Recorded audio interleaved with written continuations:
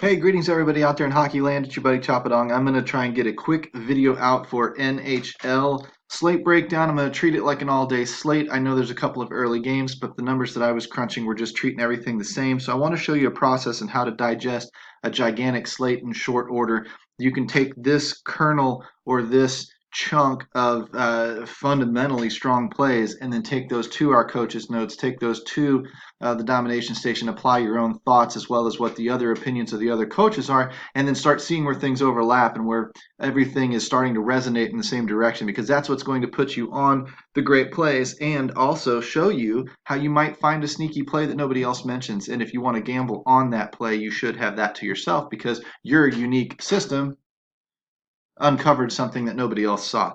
Anywho, we'll dive in and we'll do that. But first things first, I'm Choppadong out here on Twitter land. If you follow me out there, thank you. Like and subscribe the video channel here at YouTube and get all of the content dropped to your phone. I do NHL stuff. I do NFL box checkers, which is running position by position in a very regimented format as well. Does kind of accomplish the same thing and trimming the fat off the slate and quickly show you where your research should start.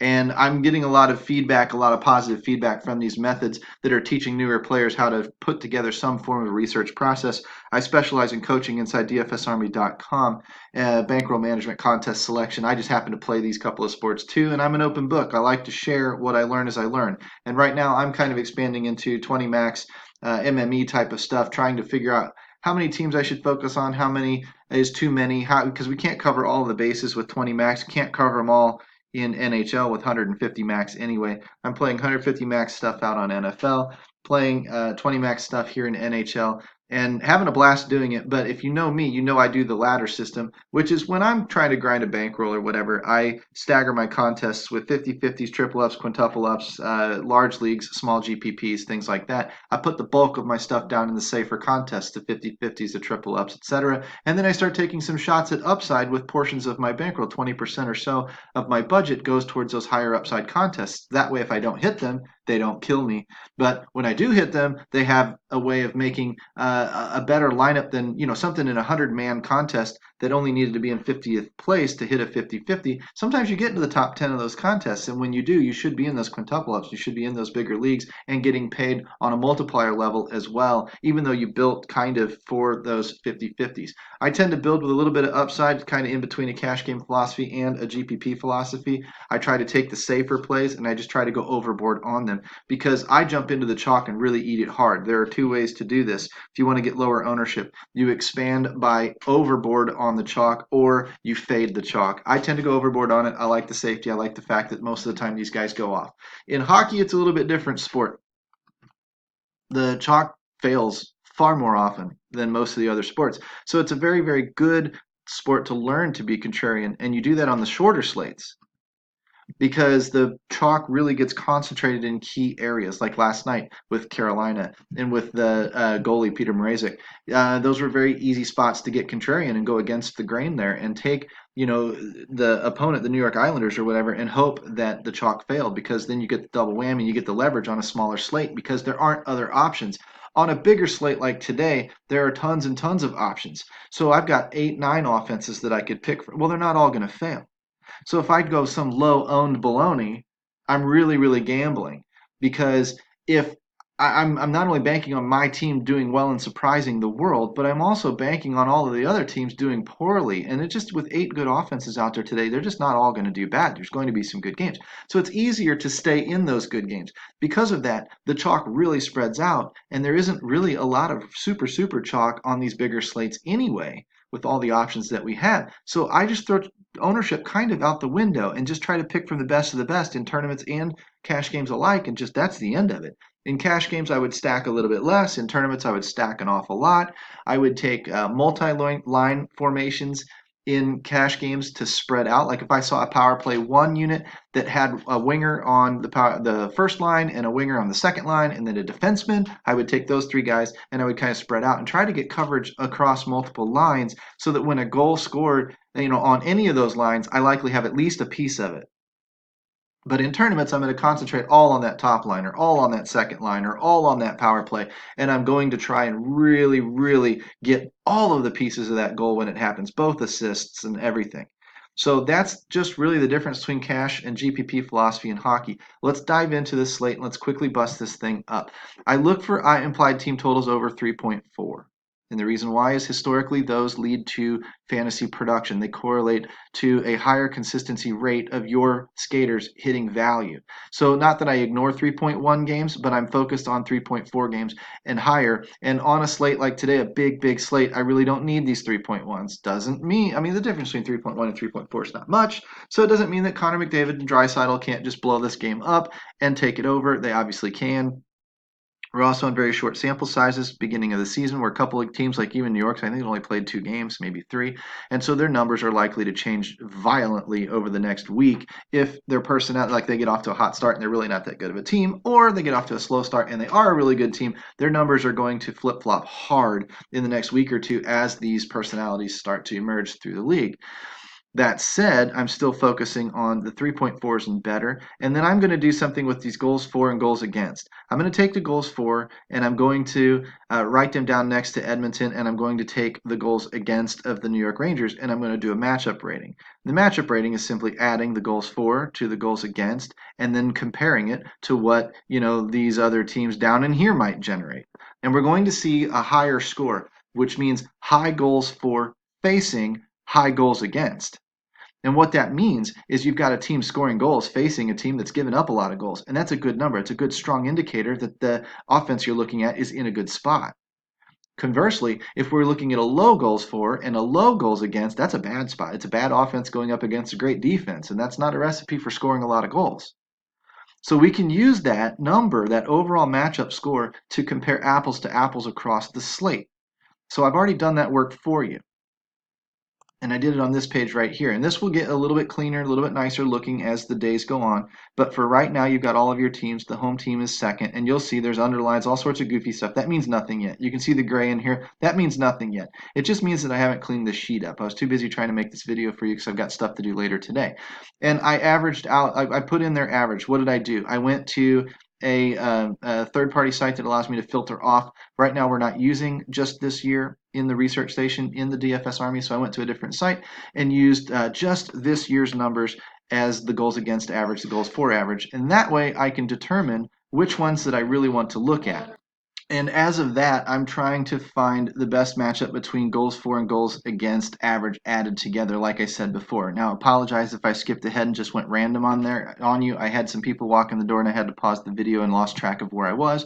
But the point is, this sheet right here will clean up over the next few days. And I've got a couple of things that I'm watching right now. I wrote down all of the goals for. Those are over the last I don't know however many games they've played this year. So if one team's only played 2 games and one team's played 6 games, well, the numbers are going to be a little bit different, but it's all we have to work with at this point. I think that's where I was before I paused the video. But that said, Edmonton's averaging 4.1 goals for and 4.17 goals against, which is interesting. But because they're facing New York, New York's averaging 4 goals or 5 goals for and 2.5 against. Now, granted, they've only played 2 or 3 games, like I said, but if I add these two together, 4.17 and add it to 2.50, I get 6.67. Right? That's the matchup score, or the strength of the matchup tonight today for the Edmonton Oilers. If I look at the number though, here, the 5 and the 4.17, it gives me a 917. I took the decimal point out. It's really 9.17.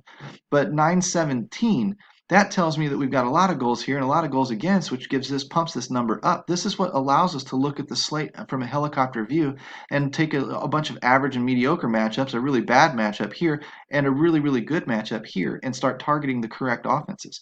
So when we look at Tampa Bay, 4.464 and 5 against for Ottawa, that adds up to a 946. Look at Nashville, 4.754, 5.64 against for LA Kings. That's a 1,039. These are bright red. I should change them to green, but they're bright red for right now, meaning the red numbers are the good ones and the green numbers are the bad ones in this column right here. Okay? It's green good over here. But anyway, focus on this column right here. I've already done all of this work for you. I've already added all of these up in either direction. LA 365 and 350 adds to 715. Okay? So it's a mediocre matchup. These are the strong matchups. Nashville, Tampa Bay, Toronto, or not Toronto, New York Rangers. And then maybe an 804, like a Winnipeg, maybe an 801 like Carolina. And that gets you your top 5 teams, which is these right here, top 5 matchup scores. I wouldn't probably be playing New Jersey today, being that Boston's a good defense and New Jersey's not scoring goals, right? I mean, it's not rocket science, but this allows you to narrow that down really, really quickly and target the teams that are the tops on the slate. These are the teams I would try. Are some other teams going to have good days? Yes, but these are the teams that are most likely to have good days. And some of these will dud out on you. That's just the consistency or the inconsistency of hockey. It's just the way it goes. But more times than not, these are the teams that are going to win. Because why? They're scoring a lot of goals and facing teams that are giving goals up. That's just logical. Now, over the 3.4 implied team total I told you about back over here with the ITT, that's what this number is. These are the teams registering over a 3.4 on the day. Tampa Bay, New York, Nashville, Toronto, Carolina, and Chicago. And here's what I want to point out in these. This is 6 teams here. This is 5 teams here. It's not a coincidence that Nashville's on both lists. Tampa Bay's on both lists. The Rangers are on both lists. Why? Because even Vegas sees that it's a good offense going up against a bad defense, and it should be a good game, right? But where's Toronto on this list? Well, let's scroll down and find them. Toronto, 3.74, facing Detroit, giving up 2.75. That only gives Toronto a 6.49. It's not a very good matchup for Toronto, theoretically. Now, Toronto has a powerful offense. Toronto's been scoring goals lately. They've been pretty good. Now, does that mean they won't blow up tonight? No. But it means that based on these numbers here, that you can probably find stronger matchups, softer matchups. Now, why is Vegas giving them a 3.4 or higher? Because Vegas has them favored over Detroit. Vegas doesn't think the public, the world, not Vegas. Vegas is just trying to get their bets to balance. But the public is saying Detroit sucks and Toronto's great because the public is kind of, in my opinion, a little bit stupid at times. The public latches onto brand names. Oh my God, Boston's great. Oh my God, Pittsburgh's great. Oh my God, Toronto's great. They're not paying attention to the matchups as much as you or I might dissecting these fantasy games. So we can see a spot like a Toronto and possibly fade it. Now, if you want to use them in tournaments and you want to use them in whatever, that's fine. Go for it. That's your own decision. I'm telling you, I won't be because I'm seeing numbers that are telling me that this is not a great matchup for Toronto tonight. If I was going to use a tournament number, I might use Detroit because Toronto doesn't play very good defense, and Detroit's been scoring a lot lately too. And you won't see Detroit on any of these lists. That's a sneaky tournament play for you. But how sneaky is it when ownership's not going to be very high anyway? It's not even all that sneaky. It's not giving you a ton of leverage no matter what you do because the slate's too big today. That said, there may be smaller slates like turbos and after hours and stuff where you can use that type of stuff, but on the big main slate, you don't necessarily need to. I'd be focused on these 5 teams here, and I'd be focused on these 6 teams here and where they overlap the lists for sure. Carolina's on both lists. Toronto's not on the one. Chicago's not on this list over here. But Chicago, if we scroll down to Chicago, where are you, Chicago? Facing Winnipeg. That's a game that could shoot out. Both these defenses have been a little bit poor. Both offenses can score. They both got stud players. If the game shoots out, it won't surprise me. But by this indicator tonight, Winnipeg should have the better side of it. Winnipeg's borderline top-tier play. They're a top 5 play based on using the goals for and the goals against. And Chicago doesn't quite make the cut because Winnipeg plays just strong enough a defense, or Chicago's offense just hasn't quite kicked in enough compared to the other teams on the slate. So that's what I would use for these lists. If I was going to build, 4 or 5 lineups, I would try to incorporate as much of these teams as I could. How would I go about it? Well, I'd go back to the research station, and I'd go into the skater pool. And when this skater pool loads up, I'm going to sort by, until these numbers populate, I'm going to sort by the last 10 games, shot on goal and blocked shots. This is your floor. Shot on goals and blocked shots added together. They're worth the same point value on both sites in terms of scoring. And it's the predictive number that we can count on. Somebody who tends to shoot the puck just tends to shoot the puck. And somebody who tends to block shots tends to block shots. That we can count on. We can't count on goals. We don't know. You're going to score 35 goals this year. I don't know when you're going to score them.